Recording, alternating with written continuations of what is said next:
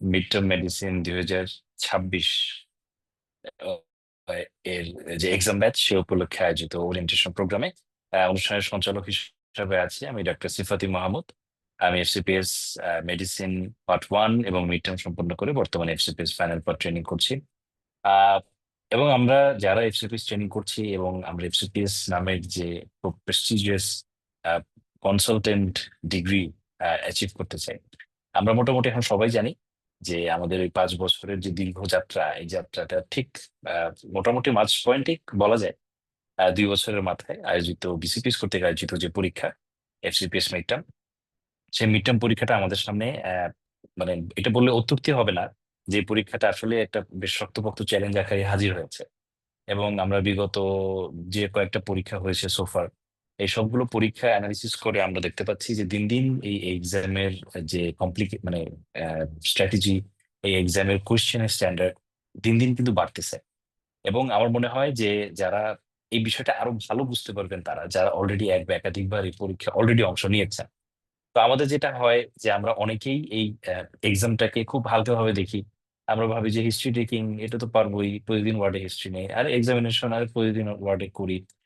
বিশেষ করে আমরা যারা ঢাকা মেডিকেল বা এমন জায়গায় কাজ করি বা করেছি যেখানে পেশেন্টের টার্নওভার অনেক বেশি, তো আমাদের মনে হয় যে অনেক পেশেন্ট তো দেখছি, এটা পেরে যাবে।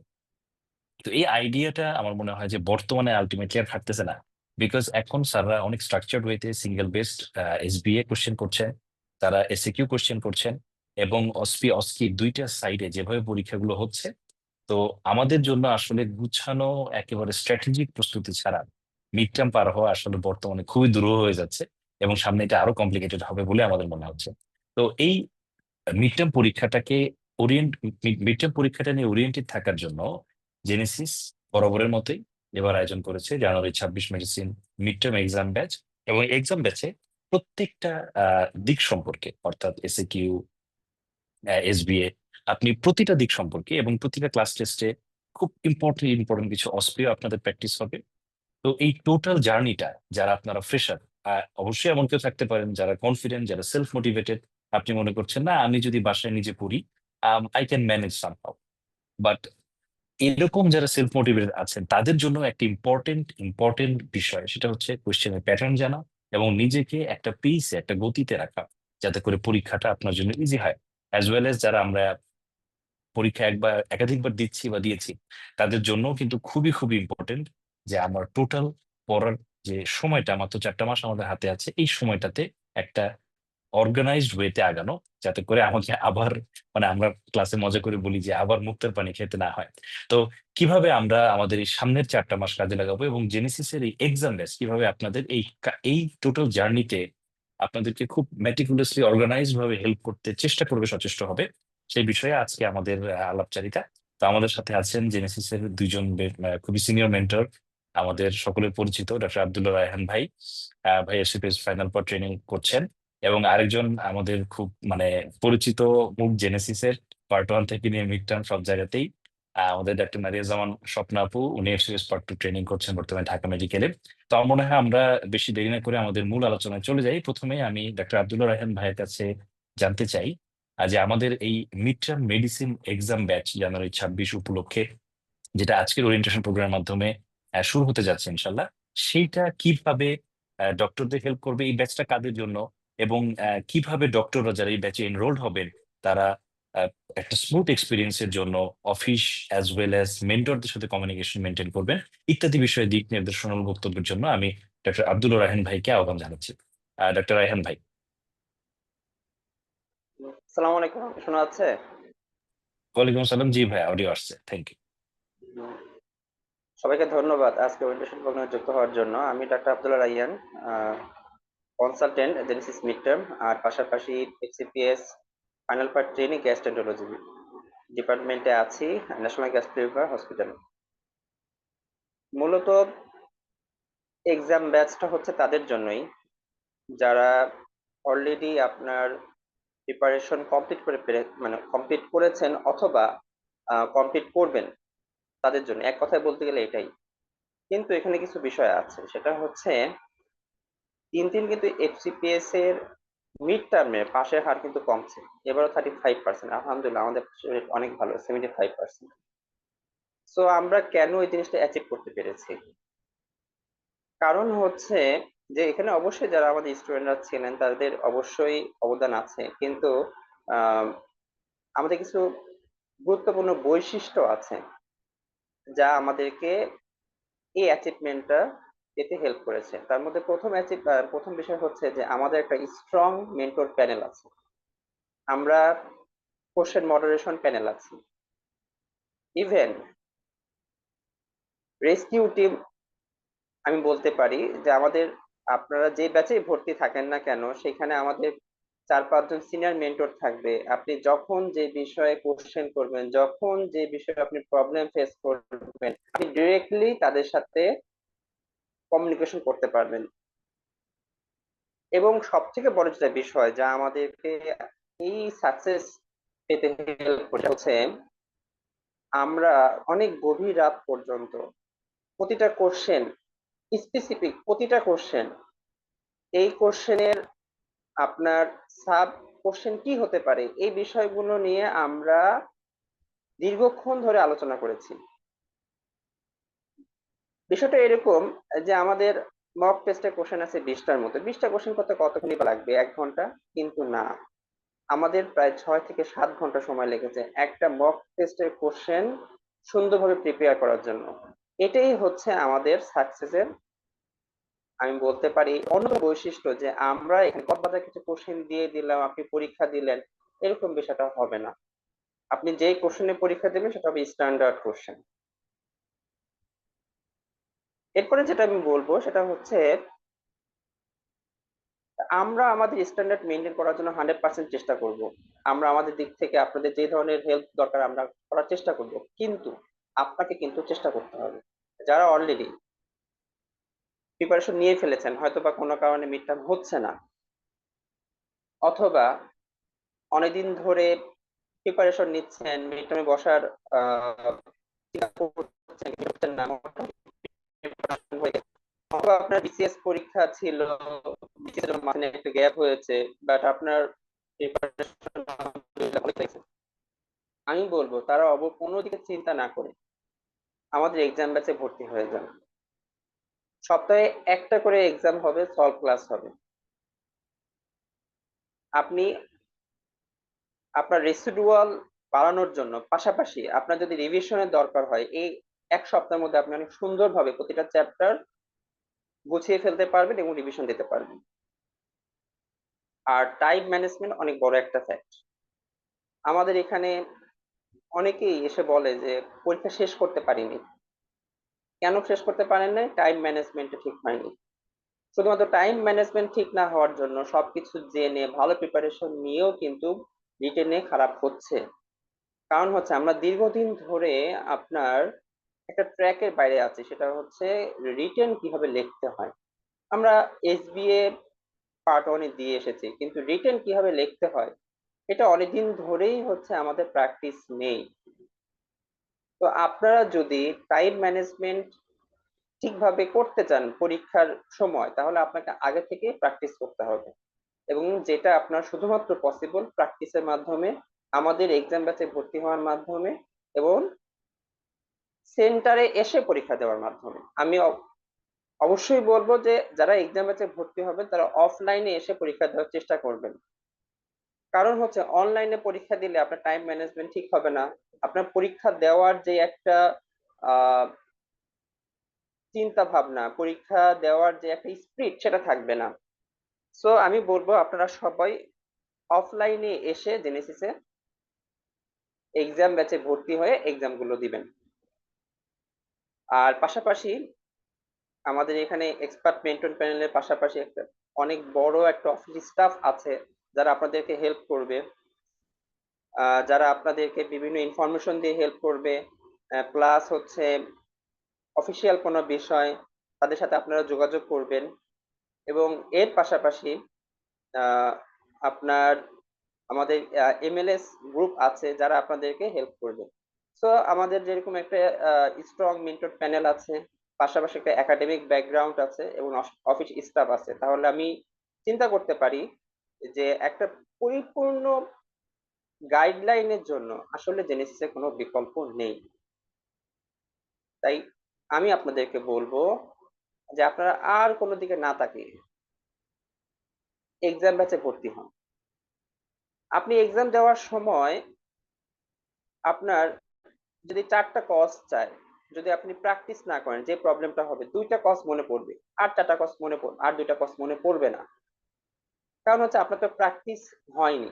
আপনি সবই জানেন, কিন্তু দেখা যাবে যে আপনি যখন পরীক্ষা দিচ্ছেন, আপনি ৪টা কজের মধ্যে বা ৬টা সাইন সিম্পটম চেলে আপনি 50% মনে করতে পারবেন, আর 50% আপনি মনে করতে পারবেন না।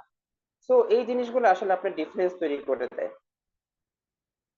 আর সবথেকে বড় যেটা বিষয় যে আপনারা যখন মিড টার্মের জন্য ২ বছরের কোর ট্রেনিং করেছেন, সেখানে আপনাদের যেই কেসগুলো সাধারণত ওয়ার্ডে সব থেকে বেশি আপনারা দেখেছেন, সেখান থেকে কোশ্চেন আসবে। সো আপনারা জানেন যে কোন কোন টপিক থেকে কোশ্চেন আসবে, কিন্তু সেই টপিক থেকে কিভাবে কোশ্চেন আসবে, কিভাবে ঘুরিয়ে কোশ্চেন হতে পারে, কোন জায়গাগুলোতে স্যাররা বেশি ইম্পর্টেন্স দেয়, সেগুলো কিন্তু আপনারা প্র্যাকটিস করার মাধ্যমে জানতে পারবেন। একটা টপিকসের যে জায়গা থেকে যেইভাবে ঘুরিয়ে কোশ্চেন আসতে পারে, সেইভাবে আমরা আপনাদেরকে পরীক্ষা নিয়ে থাকি। সো আপনারা যদি আমার সাথে যুক্ত হন, তাহলে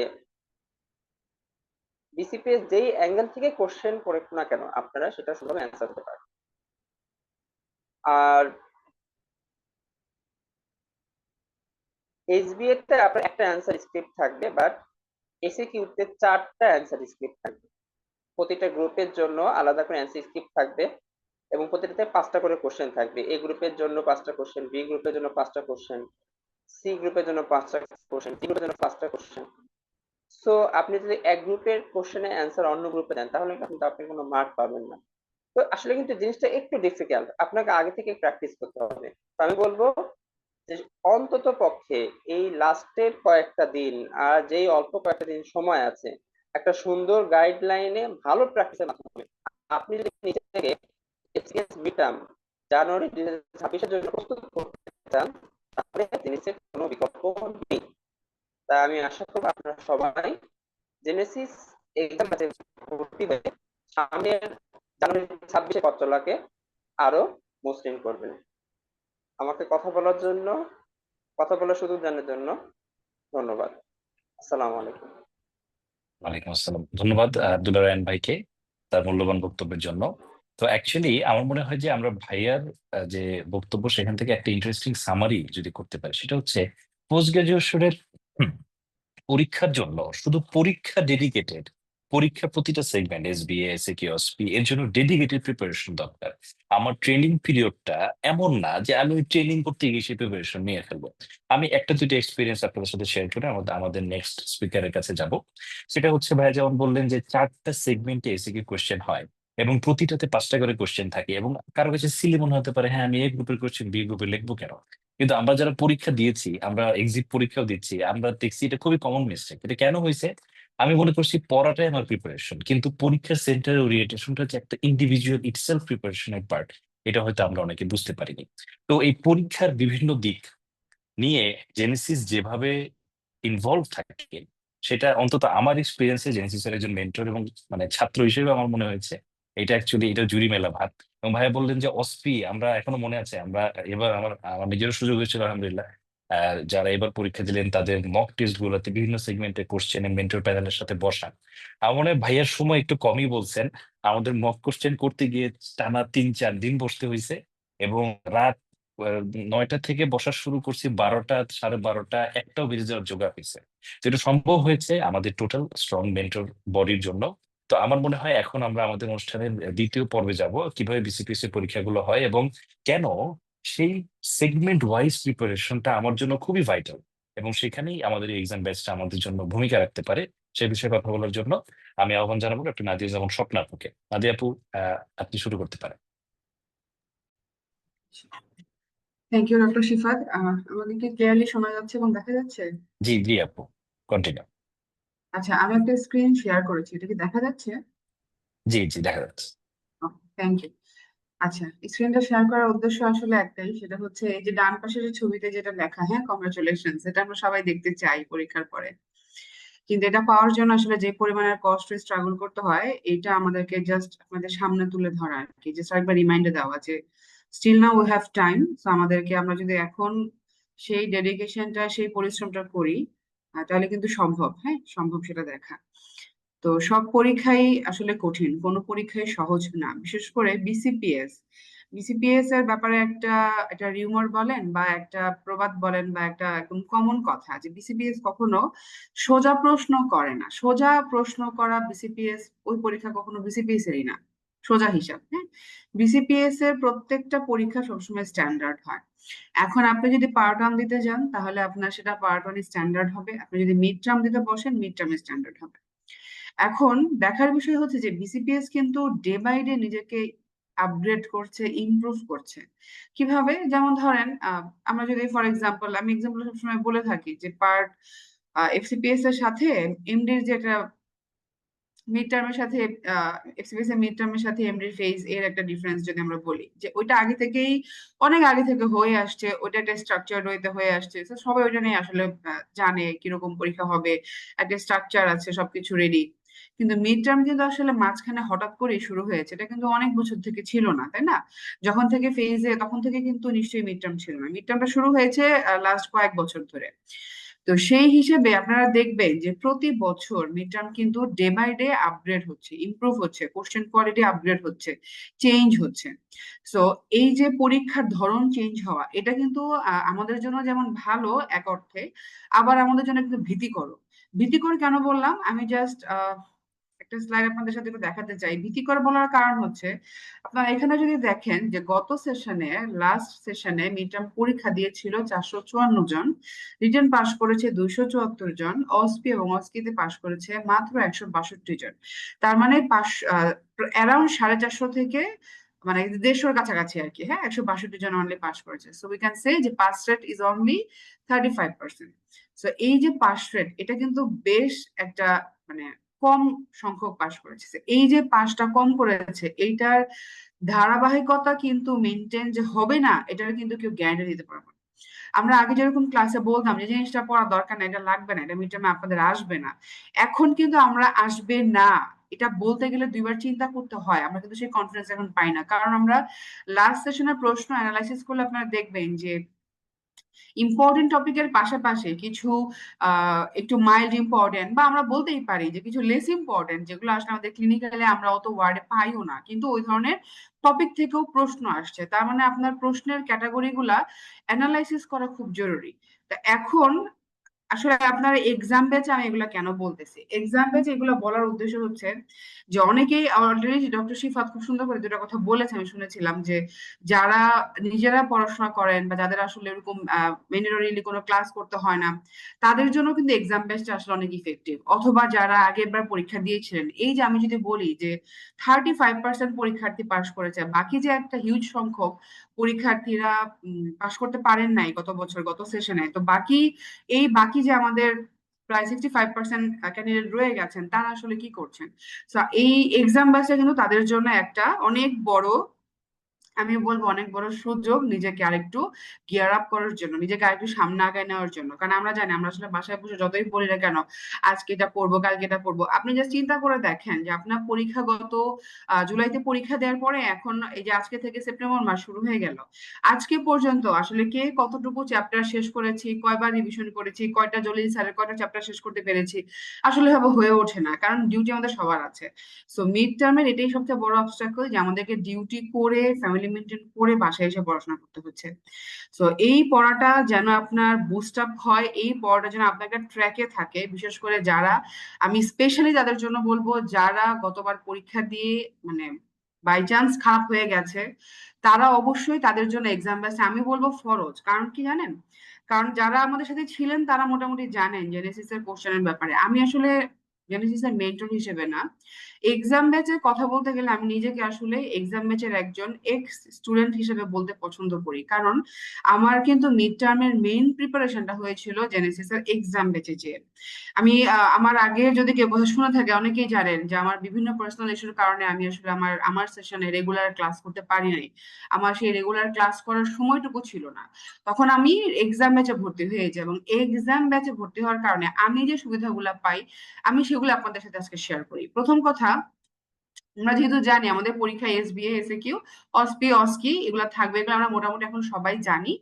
তো এসবিএ এর জন্য আমার আমার যেটা খুব উপকার হতো যে এক্সাম বেচে যখন আপনি একটা এসবিএ দিবেন, এখানে কিন্তু আপনার নর্মাল যারা লং ব্যাচ বা রেগুলার ব্যাচে থাকে তাদের থেকে কিন্তু এখানে কোশ্চেন গুলো একটু ওভার স্ট্যান্ডার্ড করা হয়। এই জন্য করা হয় কারণ তারা যারা রেগুলার ব্যাচে আছেন তারা তো ধীরে ধীরে স্টেপ বাই স্টেপ অনেকগুলো পরীক্ষা দিবেন, কিন্তু যারা এক্সাম বেচে আছেন তার তো একটা সিস্টেমের উপর একটাই পরীক্ষা দিচ্ছেন, তাই না?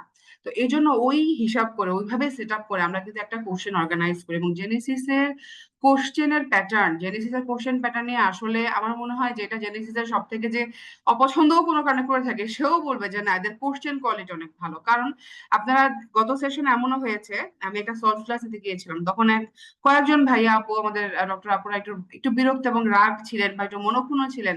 আপু এত বড় বড় প্রশ্ন কেন? মানে আমি একটা সলভ দিতে গেছি, আমাকে প্রথম অ্যাটাক আমার কাছে মনে হচ্ছে জাস্ট লাইক অ্যাটাক, যে আমি এটা কিভাবে ডিল করবো, আমাকে কিভাবে প্রশ্ন করছেন যে আপু এত বড় বড় প্রশ্ন।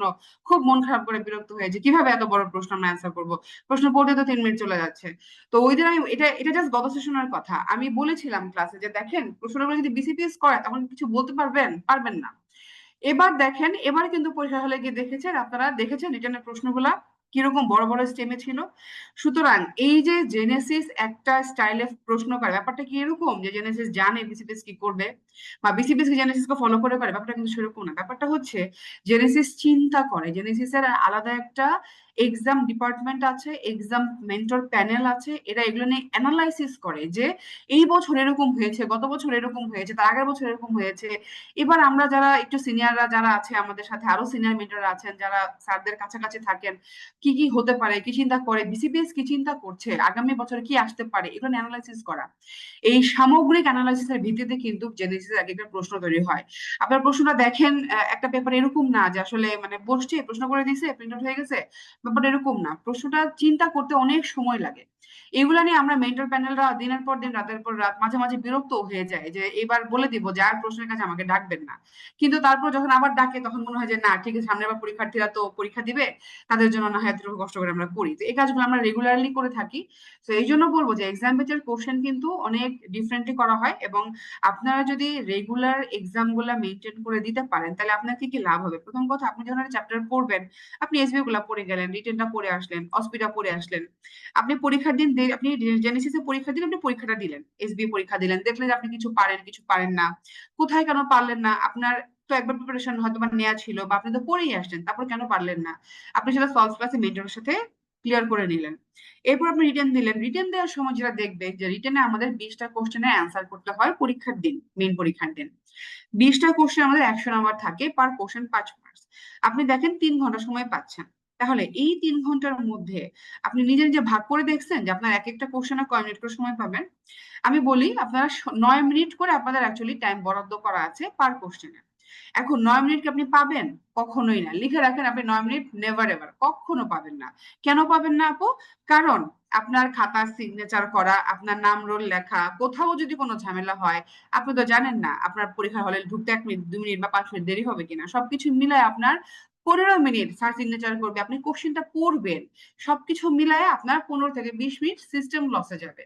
এখন বাকি যে সময়টা থাকে তার মধ্যে থেকে আপনি অ্যাকচুয়াল টাইম পাবেন 6.5 থেকে 7 মিনিট করে। ঠিক আছে? এই 6.5-7 মিনিটের মধ্যে আপনাকে কোশ্চেনটা পুরোপুরি রেডি করতে হবে। সব কোশ্চেন কিন্তু একেবারে ছোট ছোট থাকে না। বেশ কিছু কোশ্চেন থাকে অ্যানালিটিক্যাল ভ্যারাইটি, যেমন ইভালুয়েশন ভ্যারাইটি, এরকম কিছু প্রশ্ন থাকে। কিছু কোশ্চেন আপনাকে ডোজ মেনশন করে দিবে, আপনার কিছু কোশ্চেন মনে থাকবে না, আপনার কিছু কোশ্চেন কমন পড়বে না, চিন্তা করতে হবে। তো সব মিলে এই 7 মিনিটের লেখাটা এটা কিন্তু মানে খুব একটা ইজি ম্যাটার না। এটা আমি আপনাদের যখন আরেকটা ক্লাসে আমি একবার বলেছিলাম এবং সবসময় আমি এটা বলি যে আমার দেখা জেনেসিস, আমি মেন্টর হিসেবে মানে মিড টার্মের সাথে যুক্ত আছে বেশ কিছুদিন ধরে, এবং আমার পার্সোনালি অনেকগুলো এক্সপিরিয়েন্স আছে। আমি দেখেছি যে গত বছর তার আগের বছরেও অনেকগুলা ক্যান্ডিডেট শুধুমাত্র রিটেন প্রিপারেশনটা মানে কিভাবে লিখবে, কিভাবে লেখাটা কমপ্লিট করবে, ফুল অ্যান্সার করতে না পারার জন্য পরীক্ষায় ফেল করে গেছে। আপনার অসপিতে ফেল হলেও সেটা কষ্ট লাগবে, কিন্তু মানা যায় যে হ্যাঁ আমার অসপি প্রিপারেশন ভালো হয়নি বা আমার পরীক্ষাটা খারাপ হয়েছে, ফেল হয়েছে। কিন্তু আপনি রিটেনটাই শেষ করতে পারলেন না, তার আগে আপনি আউট হয়ে গেলেন, তাহলে এই জিনিসটা কিন্তু মানা যাবে না, তাই না? এটা খুব কষ্টদায়ক। তো এরকম অনেক ক্যান্ডিডেট আছে যারা হচ্ছে 2টা 3টা অ্যান্সার ছেড়ে দিয়ে আসছে, লিখতে পারে নাই। আবার অনেকে আছে যে রিটেনেই শুধু ফেল করে যাচ্ছে। সুতরাং রিটেনটা কিন্তু আমাদের জন্য খুবই ইম্পর্টেন্ট। আর আরেকটা বিষয় এখানে আমি বলতে চাই, ইম্পর্টেন্ট এই কারণে যে আমরা আসলে অনেকেই যারা একদম প্রথম পরীক্ষা দেবো মিড টার্ম, সেই যে এমবিবিএস ফাইনাল পার্ট দিয়েছিলাম, মানে ফাইনাল প্রফ দিয়েছিলাম, তারপরে আমরা রিটেন পরীক্ষা কয়টা দিয়েছি, আমাদের কিন্তু সে প্র্যাকটিসটা নেই। সুতরাং একটা বক্স আপনি পড়লেন, সেই বক্সটা পড়ার পরে বা আপনি একটা থিওরি পড়লেন, টপিক পড়লেন, ধরবেন নিউমোনিয়াটা পড়লেন, পড়ার পরে দেখবেন যে আপনি যখন পার্ট ওয়ান এসবি দিতেন তখন আপনার মনে হতো যে হ্যাঁ এটা পারবো। কেন পারতেন? আপনি কোশ্চেন দেখলেই তো বুঝতেন যে আচ্ছা কোশ্চেন এটা আছে, ওকে আমার তো বক্স এটা ছিল, হ্যাঁ এটা ট্রু, এটা ফলস, এটা হবে না, এটাই অ্যান্সার হবে। আপনি দেখতে পাচ্ছেন ওখানে লেখা আছে, বা রিডনিং আপনার কোথাও কিছু লেখা থাকবে, কিছু লেখা থাকবে না। আপনি যা পড়ে আসেন আপনাকে ওটা মনে করে সবটা ডেলিভারি দিতে হবে খাতায়। তা আপনি জাস্ট আজকে একটা পড়া পড়েন, দেখেন আপনি বই বন্ধ হয়ে লিখতে গেলে আপনি 5টার মধ্যে 3টা লিখতে পারবেন, 2টা ভুলে গেছেন। এই যে লেখার প্যাটার্নটা লিখতে গেলে দেখবেন যে আচ্ছা এটা কিভাবে লিখবো, কিভাবে শুরু করবো। রিটেন লেখার একটা আর্ট আছে, এই আর্টটা অবশ্যই আমরা বলি যে এক্সাম না দিলে আপনার এই আর্ট হাতে আসবে না। একই সাথে আপনি যখন এক্সাম দিবেন খাতাগুলা মডারেটররা দেখবে, মেন্টররা দেখবে, এবং প্রত্যেকটা মেন্টর কিন্তু অত্যন্ত যত্ন সহকারে খাতাগুলো দেখে, এবং খাতার মধ্যে আপনার মানে বলা থাকে কোথায় কার কি প্রবলেম। আপনি যদি চান খাতাটা পরে কালেক্টও করতে পারেন, আপনি চাইলে খাতাটা নিয়ে মেন্টরের সাথে বসতে পারেন যে আমার আপু বা ভাইয়া আমার এই কোশ্চেন আমি ভাবে লিখলাম, কেন আমি মার্কসটা পাই নাই। যে ভালো মার্কস পেলো সে কেন পেলো, কারণ আপনি রিটেনটাকে কেন তো জোর দিতে বলছি, আপনি যে এসবি তে পাশ করে আসবেন তার কিন্তু কোনো গ্যারান্টি নেই। এসবিএ কিন্তু পুরো একদম 50-50, কখনো কখনো এসবিএ এত ডিফিকাল্ট করবে যে আপনি কিন্তু কনফার্মলি বলতে পারবেন না। যেমন 2024-এর জানুয়ারি সেশনের যে এসবিএ, যে সেশনে আমি আশা করি শিফা তো একমত হবে যে আমি শিফাত আমরা যারা পরীক্ষা দিয়েছিলাম, এত ডিফিকাল্ট কোশ্চেন আমার মনে হয় এখন পর্যন্ত এসবি এত হার্ড কোশ্চেন মিড টার্মের একটাও হয়নি। এবং আমাদের সেশনে আবার দেখবেন অস্পিরাও অনেক হার্ড ছিল। সুতরাং আবার গত বছর যেমন মিড টার্মের এসবি এটা অনেকেই অনেক ভালো দিয়েছে, অনেকের অনেক মানে পরীক্ষা ভালো যেমন শুনেছি, কোশ্চেন গুলো অনেক প্যারাটেবল ছিল। সুতরাং সবসময় কিন্তু পরীক্ষার ট্রেন্ড একরকম যাবে না, এটা আপনাকে মাথায় রাখতে হবে। সুতরাং অবশ্যই রিটেন পরীক্ষা দেওয়াটা আপনার জন্য অনেক ইম্পর্টেন্ট, কারণ যত পরীক্ষা দিবেন তত আপনি নিজেকে ঝালাই করতে পারবেন, তত আপনি নিজেকে অ্যাসেস করতে পারবেন কোথায় প্রবলেম হচ্ছে, আপনার কোথায় কারেকশন প্রয়োজন, হ্যাঁ নিজেকে বুস্ট আপ করা, আগায় নিয়ে যাওয়া। এই জিনিসটার জন্য আসলে আপনার এক্সামের কোনো বিকল্প নেই। যারা কোনো ব্যাচে আছেন তাদের জন্য তো ডেফিনেটলি এক্সাম দিতেই হবে। আর যারা মনে করছেন যে না আমার বাসায় আমি একা পড়তেছি, পড়তে পারবো, কোনো অসুবিধা নেই, পড়েন, কিন্তু সাথে সাথে একটু এক্সামটা দেওয়ার চেষ্টা করেন। এক্সামটা আসলে অনেক বেশি ইফেক্টিভ হয়। আর পরীক্ষার ম্যাটেরিয়াল বলতে তো সবাই মোটামুটি জানে যে ম্যাটেরিয়াল এখন আমাদের খুব কমন দুইটা ম্যাটেরিয়াল লাগবেই, যেটা হচ্ছে ফরজ, সেটা হচ্ছে নাম্বার 1 ডেভিডসন, নাম্বার 2 হচ্ছে অসপি জলিল স্যারের বই। এখন থেকে সময় ধরে চিন্তা করলে আপনার 4 মাস সময় আছে, এটা কিন্তু খুবই কম্প্যাক্ট টাইম, একেবারেই সময় কম। সুতরাং রিটেন পরীক্ষার 1 মাস আগে আপনাকে তো আসলে ডেভিডসন একবার শেষ করে ফেলতে হবে, জলিল স্যারের বই একবার শেষ করে ফেলতে হবে। সুতরাং সময় কিন্তু আসলে খুব বেশি না, আবার একেবারে কমও না। এখনো যদি কেউ শুরু না করে থাকেন আমি বলবো ইটস ভেরি পসিবল, কোনো অসুবিধা নেই, পসিবল। কারণ আমি যখন প্রিপারেশন শুরু করি আমি ঠিক এরকম সময় এসে আসলে শুরু করেছিলাম, এবং আমার মনে হয়েছিল যে যদি কেউ ডেডিকেটেডলি একেবারে সিনসিয়ারলি অনেক বেশি কম্প্যাক্ট পড়াশোনা করতে পারে, যে বাদ বাকি এক্সট্রা টাইম গুলা ওয়েস্ট না করে ডিউটি আওয়ারটাকে কাজে লাগায় একই সাথে বাসায় নিজস্ব পড়ার টাইমটাকে ইউজ করলে, আমার মনে হয় এই টাইমটা সম্ভব কভার করা। এখন ডিউটি টাইমের ব্যাপারে আমি কেন সবসময় বলি, ডিউটি টাইমের কথা বলি কারণ আমরা সব সকাল যখন ওয়ার্ডে যাই, আমাদের তো ওয়ার্ডে যেতেই হবে। ওয়ার্ডে যাওয়ার পরে দেখবেন যে আপনার 2 ঘন্টা 3 ঘন্টা মানে অনায়াসে চলে যাচ্ছে, কোন দিক থেকে সময় চলে যাচ্ছে আপনি টেরও পাচ্ছেন না। তো যারা এইবার মিড টার্ম পরীক্ষার্থী তাদের জন্য এটা হচ্ছে একটা ওয়ার্নিং পয়েন্ট, যে আপনার কিন্তু ওয়ার্ডে টাইম ওয়েস্ট করা যাবে না। বাকিদের সাথে কিন্তু আপনি এখন মানে তাল মিলালে হবে না, বাকিদের গতি আলাদা, আপনার গতি আলাদা। আপনার ওয়ার্ড টাইম আপনি টার্গেট করবেন হচ্ছে এই জলিল স্যারের বই। যারা ওয়ার্ড টাইমকে জলিল স্যারের বই কিভাবে টার্গেট করবেন, আপনি ওয়ার্ডের মধ্যে প্রতিদিন 10টা করে জলিল স্যারের বই সলভ করে বাসায় আসবেন। জলিল স্যারের এখন বিভিন্ন ফরম্যাটে পিডিএফ পাওয়া যায়, একই সাথে পুরো কোশ্চেন অ্যান্সার পাশাপাশি দেওয়া, অথবা কোনো মানে টপিক ওয়াইজ ভাগ করে দেওয়া, এভাবে সব ফরম্যাটে পিডিএফ এখন অ্যাভেলেবল যে কোনো হোয়াটসঅ্যাপ গ্রুপগুলোতে পাওয়া যাচ্ছে, একাডেমিক গ্রুপগুলোতে। ওগুলো আপনারা কালেক্ট করে নিতে পারেন, অথবা যদি জেনেসিস এর যারা অ্যাটাচ আছেন তারা চাইলে আপনাদের গ্রুপেও বললেও আমরা মেন্টরটা পাঠিয়ে দিব, কোনো অসুবিধা নাই, থাকবে। সুতরাং ওই ওয়ার্ড টাইমটাকে আপনাদের কাজে লাগাইতে হবে। ওয়ার্ড টাইমের মধ্যে আপনার হসপিটাল স্যারের বই থেকে প্রতিদিন 10টা বা 15টা 20টা করে সলভ করে চলে আসবেন। বাসায় এসে ডেভিডসনটাকে পড়তে হবে, এবং ডেভিডসন পড়ার জন্য আপনার প্রথম স্টাডি ম্যাটেরিয়াল যেটা লাগবে সেটা হচ্ছে প্রিভিয়াস ইয়ারের কোশ্চেন। প্রিভিয়াস ইয়ারের কোশ্চেন ছাড়া আসলে যাওয়া যাবে না, কারণ আপনার একটা রোড ম্যাপ তো লাগবে। এই রোড ম্যাপটা কি আপনি বুঝবেন কিভাবে, যারা একদম নতুন পরীক্ষা দিবেন, যে কিভাবে আমি পড়বো। কালকে তো জেনেসিস এর পালমোনোলজি পড়ে রেসপিরেটরি সিস্টেম পরীক্ষা, তাহলে আমি আজকে এখন থেকে আমি রেসপি পড়বো, কি পড়বো, কিভাবে পড়বো? কারণ আপনি যেহেতু কোনো ক্লাসের সাথে অ্যাটাচ নেই, আপনি এক্সাম পেজে সরাসরি আসছেন, আপনি কোশ্চেন গুলা দেখেন, আপনি 2-4টা মানে রেসপিরেটরি কোশ্চেন দেখলেই বুঝে যাবেন যে সার্কোইডোসিস থেকে আমাকে কি পড়তে হবে, নিউমোনিয়া থেকে আমাকে কি পড়তে হবে, এরকম পড়তে পড়তে বুঝে যাবেন। আপনি যদি এখন ব্লাইন্ডলি একদম শুরু থেকে লাস্ট লাইন পর্যন্ত একেবারে আপনি ধরে ধরে প্রত্যেকটা লাইন পড়ে আপনি রিডিং করে চলে আসেন, দেখবেন আপনি পরীক্ষা দিয়ে আসলে কিছু ডেলিভারি করতে পারবেন না। তো পড়াটা হইতে হবে অনেক বেশি টেকনিক্যাল, এবং আপনার যেই পরীক্ষা সেই ধরন অনুযায়ী। হ্যাঁ, ডেভিসন তো আমরা সবাই জানি না যে ডেভিসন আসলে এক এক পরীক্ষার জন্য কিভাবে পড়তে হয়।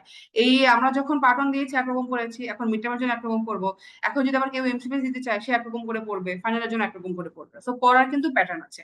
এই আপনি কোনটা ফলো করবেন এটার জন্য আপনার প্রিভিয়াস ইয়ারের কোশ্চেন গুলো লাগবে। এখন আসেন প্রিভিয়াস ইয়ারের কোশ্চেন কি আপু শুধুমাত্র ইয়ার জন্য লাগবে, প্যাটার্ন বুঝার জন্য? না, প্রিভিয়াস ইয়ারের প্রশ্নগুলো চেষ্টা করবেন একেবারে সবগুলা সেশনের কোশ্চেন সলভ করার। তাতে করে হবে কি আপনার কোশ্চেন টপিক কমন আসে। অনেক সময় রিপিট কোশ্চেন তো হুবহু দিবে না, বাট টপিক কমন আসে। যেমন সাবার একটা হেমোরেজ থেকে অনেকবার প্রশ্ন আসছে, নিউমোনিয়া থেকে অনেকবার প্রশ্ন আসছে, আপনার সাইকিয়াট্রি থেকে অনেক একই টপিক থেকে বিভিন্নবার বিভিন্নভাবে প্রশ্ন আসছে, অঙ্কোলজি থেকে একই টপিক নিয়ে বহুবার প্রশ্ন আসছে। সুতরাং টপিক গুলো আপনার কমন থাকবে, হয়তোবা সিনারিওটা চেঞ্জ করে দিবে।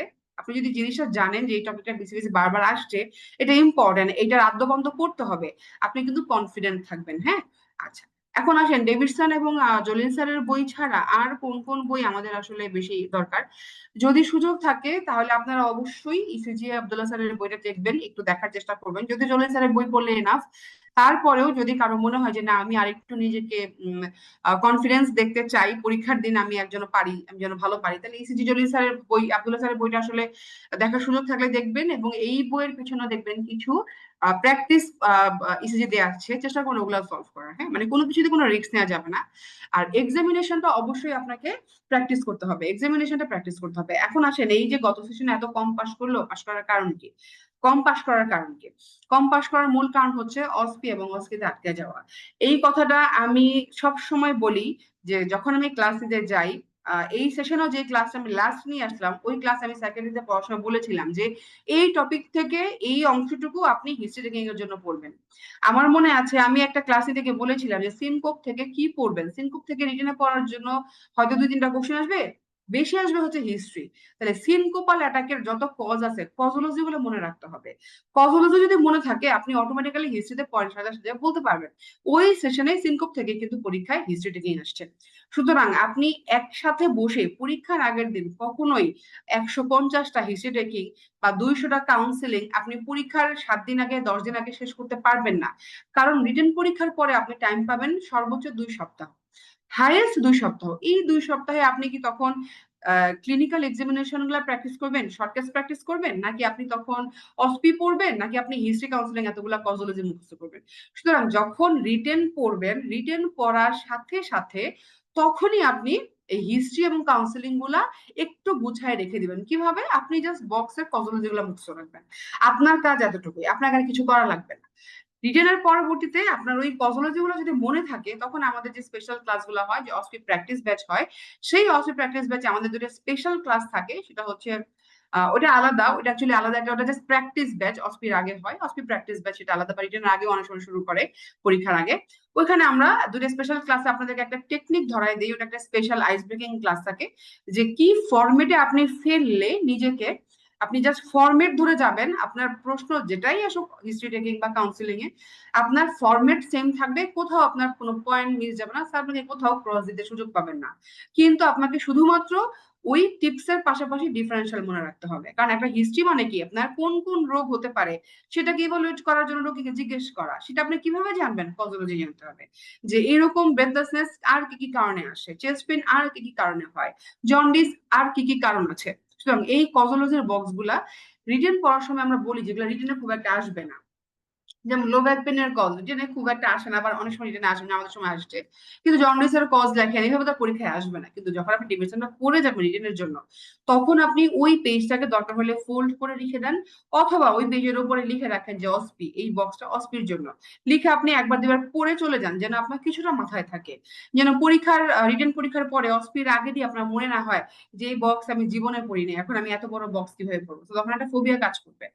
আচ্ছা, সুতরাং এই ডিভিশনে এই জায়গাগুলো ফলো করার চেষ্টা করবেন। একই সাথে এক্সামিনেশন গুলো আপনারা চেষ্টা করবেন ম্যাকলয়েড ধরে ধরে একটা রিডিং পার্টনার ম্যানেজ করার, বা আপনারা যারা ওয়ার্ডে আছেন বেশি না, উইকে একবার কি দুইবার এখন থেকে যদি আপনি উইকলি 2 বার করে বা মানে একবার করে বা 2 বার করেও যদি আপনি একটা শর্ট কেস বা একটা সিস্টেম, একটা হ্যান্ড এক্সামিনেশন, একদিন একটা নিউরোলজিক্যাল এক্সামিনেশন, একদিন একটা সেরেব্রাল এক্সামিনেশন, যে চলেন ভাই আজকে একটা রেসপিরেটরি এক্সামিনেশন, চলেন আমরা প্রোটোকল ওয়াইজ করি, সবার হাতে হাতে ফোন আছে, ম্যাক্রোটা খুলে আপনারা স্টেপ ওয়াইজ করে গেলেন, তাহলে কিন্তু দেখবেন যে পরীক্ষার আগে আপনার সেই বার্ডেনটা আর হবে না, যে আমার অস্পির জন্য যে বা অস্কির জন্য কিভাবে আমি প্র্যাকটিস করব, তখন এই বার্ডেন গুলো আসলে লাগবে না। আর রেডিওলজি বইটা, এটা সুযোগ হলে পড়ার চেষ্টা করবেন। নেক্সট জলিল স্যারের বইটা ফার্স্ট প্রায়োরিটি, জলিল স্যারের বই পড়ার পরে আর এক্সামিনেশনের জন্য ম্যাকলয়েড, জলিল স্যারের বই পড়ার পরে যদি কারো সুযোগ থাকে তাহলে আপনারা রেডিওলজি বইটা দেখতে পারেন, ডেফিনেটলি ইফেক্টিভ হবে আপনাদের জন্য। আর একটা বিষয় হচ্ছে যে পাশ করার জন্য আর কিছু লাগবে কিনা, অবশ্যই লাগবে। সেটা হচ্ছে আপনার এখন থেকে একটা গোল এবং প্ল্যান লাগবে। আপনি এরকম ভাবে আগালে হবে না যে আচ্ছা ঠিক আছে পড়বো না, কালকে থেকে পড়বো না, ওভাবে না। জেনেসিসের যে রুটিনটা, এই রুটিনটা হবে আপনার ফাইনাল রুটিন। জেনেসিসের ফর এক্সাম্পল আমি যতটুকু জানি যে আপনাদের প্রথম পরীক্ষা শুরু হবে কার্ডিওলজি দিয়ে। ফর এক্সাম্পল 8 তারিখে আপনার কার্ডিওলজি পরীক্ষা, 15 তারিখে হচ্ছে আপনার হেমাটোলজি পরীক্ষা। এই রুটিনটা আপনি সামনে টানায় রাখবেন, আপনার পরীক্ষার রুটিনটা আপনার টেবিলে টানানো থাকবে, এবং আপনার টার্গেট থাকবে এই জেনেসিস এর রুটিনের সাথে সাথে আপনার একবার করে সিলেবাস শেষ করে যাওয়া। কি কি শেষ করবেন? যখন আপনি কার্ডিও পড়বেন, কার্ডিও ডেভিডসনও শেষ করতে হবে, কার্ডিওর সাথে জলিল স্যারের কার্ডিওলজি যতগুলো ইসি আছে বা কার্ডিওলজি রিলিভেন্ট যতগুলো এক্সরে আছে, যতগুলো অসপি কোশ্চেন আছে, কার্ডিও রিলেভেন্ট যত কিছু আছে, আপনার একবারে এই 7 দিনের মধ্যে শেষ করে যাওয়া। কারণ আপনার পরীক্ষার দিন তো এসবিএ থাকবে, এসিকিউ থাকবে, এবং আমাদের পরীক্ষার দিন কিন্তু আপনার 2টা করে অসপি কোশ্চেনও থাকবে, সুতরাং একই সাথে আপনাকে শেষ করে ফেলতে হবে। এই প্রশ্নগুলো শেষ হয়ে যাওয়ার পরে যখন আপনার টপিকগুলো শেষ হয়ে যাবে, এর পরবর্তীতে দেখবেন যে আপনাদের বিভিন্ন পরীক্ষার সাথে সাথে পুরো ডিভিশন শেষ হয়ে যাবে, এবং এরপর আপনার অসপি মক টেস্ট থাকবে, আপনার মডেল টেস্ট থাকবে 4টা, মক এরপরও মডেল টেস্ট থাকবে 2টা। তাহলে আপনি যদি শুধু জেনেসিসের রুটিনটা ফলো করে পরীক্ষা দেন, বিলিভ মি আপনার মিনিমাম 4বার ডেভিশন শেষ হয়ে যাবে, রিভিশন হবে। এবং আমরা যখন আপনাকে ছেড়ে দিব, জেনেসিস আপনাকে পরীক্ষার আগে ছেড়ে দিবে যে না ইউ আর রেডি, আপনার একটা ব্রেক, একটা গ্যাপ দিয়ে আমরা ছেড়ে দিব পরীক্ষার আগে, তখন আপনি আরো 2বার বা 1বার রিভিশন করতে পারবেন। তার মানে একটা ডিভিশন আসলে 4-5 বার না রিভিশন দিয়ে আপনি কিন্তু আসলে ওইভাবে পরীক্ষার দিন কিন্তু এটাকে ইমপ্লিমেন্ট করতে পারবেন না, বা মাথায় আসবে না কিছু। আর অলরেডি আপনারা পরীক্ষার ধরন তো দেখেছেন, সুতরাং এখন থেকে আপনার একটা গোল এবং প্ল্যান লাগবে। তো এটা অনেক ইম্পর্টেন্ট। আর একটা কথা হচ্ছে, যারা গত পরীক্ষা খারাপ করেছেন তাদের জন্য আমি একটা কথা বলি, তাদের আসলে মন খারাপ করার কিছু নাই, কারণ failure is a pillar of success. কিন্তু রাফি ভাই আমাদের জেনেসিসে অত্যন্ত প্রিয় একটা কথা বলে যে সেই পিলার যেন আবার বেশি পরিমাণে না হয়ে যায়। হ্যাঁ, চেষ্টা করতে হবে যে এই ফেলিউরের জন্য আমাদের যাদের আসছে একবারই হয়েছে এবং এটার জন্য একবারই থাকে, আমাকে এবার ক্লিয়ার আউট হয়ে যেতে হবে। এবার যদি ক্লিয়ার না হয় তাহলে কিন্তু আপনাদের পরবর্তীতে যে আপনারা যে ট্রেনিং এ আছেন বা যে যে ফ্যাকাল্টিতে যাবেন, যে যে ব্রাঞ্চে যাবেন, তাদের জন্য কিন্তু এটা ডিফিকাল্ট হয়ে যাবে। হ্যাঁ, সুতরাং এই বার্ডেনটা আসলে আর নেওয়া যাবে না। তো এটাই হচ্ছে কথা, যে অবশ্যই আপনারা যারা চিন্তা করতেছেন যে আমরা তো গতবার পরীক্ষা দিছি, পড়াই আছে, অসুবিধা নাই, পরে পড়বো না, এটা করার সুযোগ নাই। আস্তে আস্তে আপনাকে এখন থেকে শুরু করতে হবে, কোনো সুযোগ নাই আসলে ডিলে করার। আর নিজের উপরে আস্থা রাখতে হবে। ঠিক আছে, আপনি যদি একটু একটু করে প্রতিদিন দৈনিক পড়াটা করেন, এবং একটু একটু করে যদি আপনি জেনেসিসের সাথে আপনি পরীক্ষাগুলো অ্যাপিয়ার করে যান, জাস্ট আপনি এসে পরীক্ষাটা দেন। যদি এসে দিতে না পারেন, আপনি অনলাইনে পরীক্ষা দিয়ে খাতাটা জমা দেন। বড় বড় পরীক্ষাগুলো যেমন রিভিউ টেস্ট, মডেল টেস্ট, এগুলো আপনি অবশ্যই সেন্টারে এসে দিবেন, এবং চেষ্টা করবেন সলভ ক্লাসটা অবশ্যই অবশ্যই জেনেসিসে এসে করার, অথবা যেন লাইভে যুক্ত থেকে করতে পারেন। হ্যাঁ, তা আমার মনে হয়েছে যে এগুলো আপনাদের জন্য, মানে এক্সাম ব্যাচ বলেন বা যারা সামনে পরীক্ষা নিচ্ছেন হোয়াটএভার, সবার জন্য আমার মনে হয়েছে কথাগুলো একটু ইম্পর্টেন্ট, আমার বলা দরকার ছিল। তো সব থেকে ইম্পর্টেন্ট আরেকটা কথা হচ্ছে, কখনোই আশাহত হওয়া যাবে না, এবং যারা আমরা একবার খারাপ করে যাই আমাদের আসলে একটা কনফিডেন্স ব্রেক হয়ে যায়। তো কনফিডেন্স ব্রেক করা যাবে না, ডেফিনেটলি আমরা পারবো। একবার খারাপ হয়েছে মানে এই না যে আমি পরের বার পারবো না। সো আশাহত হওয়া যাবে না, মানে হোপ লুজ করা যাবে না, ডেফিনেটলি আমরা পারবো। এবং এটা উপরওয়ালা থেকে আমাদের ওয়াদা করা আছে যে আমরা যদি চেষ্টা করি আমরা অবশ্যই পারবো। ঠিক আছে, তো আপনাকে এই মুহূর্তে আপনার ফোকাসে গোল রাখতে হবে, রেগুলার পরীক্ষা দিতে হবে, এটার কোনো বিকল্প নাই। এত কথার মধ্যে দিয়ে একটা লাইন দিয়ে শেষ করব, সামারি একটাই, সেটা হচ্ছে আপনাকে রেগুলার পরীক্ষা দিতে হবে। রেগুলার পরীক্ষার কোনো বিকল্প নাই। আপনার আজকে রেগুলার পরীক্ষা দিয়ে তারপরে যদি লাভ না হয়, আপনারা তখন বলবেন যে আপু আমি থাকবো আপনাদের সাথে। আপনারা বলবেন যে হ্যাঁ আপু আপনারা তো বলেছিলেন পরীক্ষা দিলে লাভ হবে, আমার তো লাভ হয় নাই। সেটা আপনারা তাহলে পরীক্ষাটা দেন, দেওয়ার পরে আমরা শুনবো আপনাদের কথা। ইনশাল্লাহ আমার ধারণা আমরা সবাই আপনাদের সাথে আছি, এবং আপনারা যদি চেষ্টা করেন সবাই খুব ভালো করতে পারবেন, সবাই পাস করে যাবেন। আশা করি এবার 35% পাস থেকে আমরা যেন এটাকে 95 আপ নিয়ে যেতে পারি। তোমরা যেন এই সেশনে আরো বেশি পাস হয়, সবাই যেন পাস করে যান, এই দোয়াই রইলো। এই বলে আমি শেষ করছি আমার বক্তব্য। সবাইকে অনেক অনেক ধন্যবাদ। আসসালামু আলাইকুম।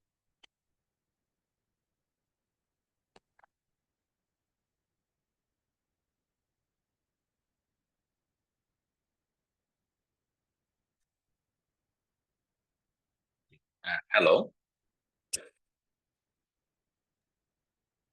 হ্যাঁ শিফাত, শোনা হ্যাঁ, যাচ্ছে তোমাকে। জি জি আপু। থ্যাংক ইউ ডক্টর নারিয়া জামান স্বপ্ন আপুকে। আমাদের টোটাল জার্নিটার খুবই একটা ব্রিফ অ্যাজ ওয়েল অ্যাজ খুবই প্র্যাকটিক্যাল রিয়েল লাইফ ওরিয়েন্টেড যে সিনারিও সেটা আমাদের সাথে শেয়ার করার জন্য। সকলকে ধন্যবাদ যারা আমাদের সাথে জুমে এবং ফেসবুক লাইভে যুক্ত আছেন।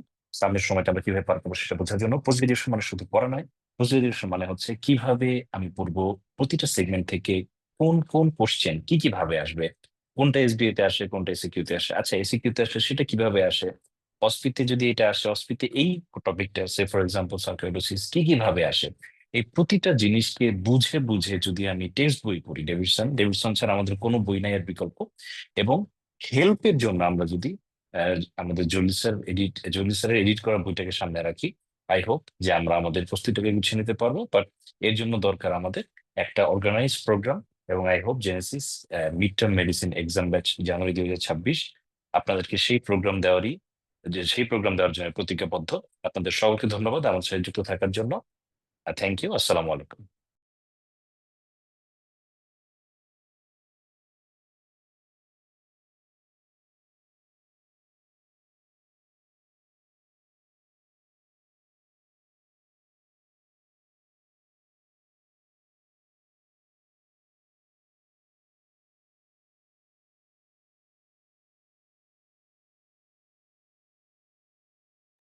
হ্যাঁ, মামুন ভাই হ্যাঁ, আছেন?